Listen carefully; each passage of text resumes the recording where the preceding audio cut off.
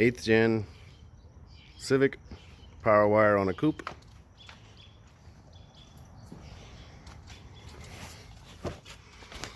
So this grommet, this cable right here is your trunk release. If you follow it up, this grommet goes right there. So feed it through there. Come outside, you pull your wheel well cover back, like I've done here.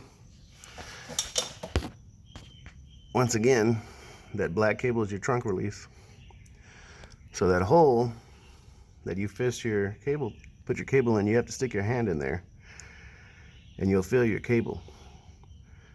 So you pull your cable down, run it up right in there to your engine bay. It comes out right there. And you can do what you want with it. Well, I spent about 2.5 hours trying to figure that out. Should be easier for you guys.